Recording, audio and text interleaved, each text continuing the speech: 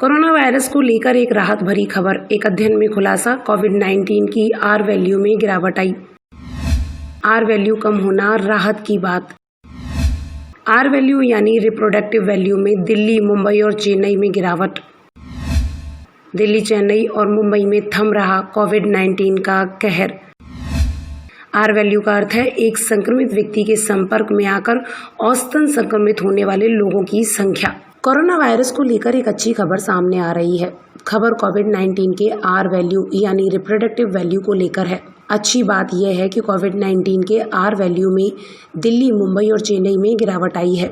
हाल ही एक अध्ययन में इस बात का खुलासा हुआ है। आर वैल्यू या रिप्रोडक्टिव वैल्यू दर्शाती है कि देश के 3 बड़े शहरों में इस महामारी का कहर थमने की राह पर है। स्टैटिस्टिक्स एंड एप्लीकेशन पत्रिका में यह ताज़ा शोध प्रकाशित हुआ।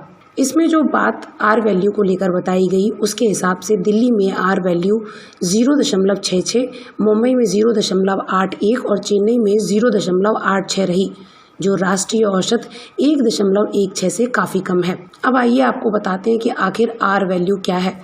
आर वैल्यू यानी रिप्रोडक्टिव वैल्यू जो बताती है संक्रमण फैलने की तीव्रता को। इसके मायने हैं एक संक्रमित व्यक्ति के संपर्क में आकर औसतन संक्रमित होने वाले लोगों की संख्या।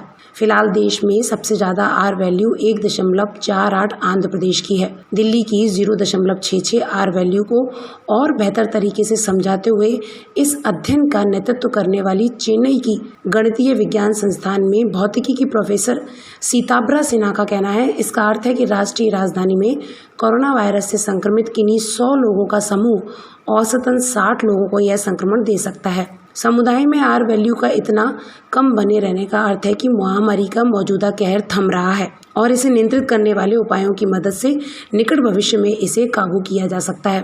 उन्होंने बताया कि सामान्य तरीके से समझें तो अगर आर वैल्यू 1 से कम है तो इसका सीधा मतलब है कि एक संक्रमित व्यक्ति ज़्यादा से ज़्यादा एक अन्य व्यक्ति को संक्रमित कर रहा है।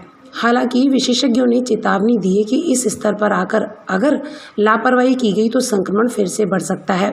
भारतीय विज्ञान शिक्षा एवं अनुसंधान संस्थान कोलकाता में भौतिकी के प्रोफेसर दिव्येंदु नंदी का कहना है, समुदाय में आर वैल्यू का इतना कम बने रहने का अर्थ है कि महामारी का मौजूदा कहर थम रहा है और इसे नियंत्रित करने वाले उपायों की मदद से इसे जल्द ही काबू में भी किया जा सकता है।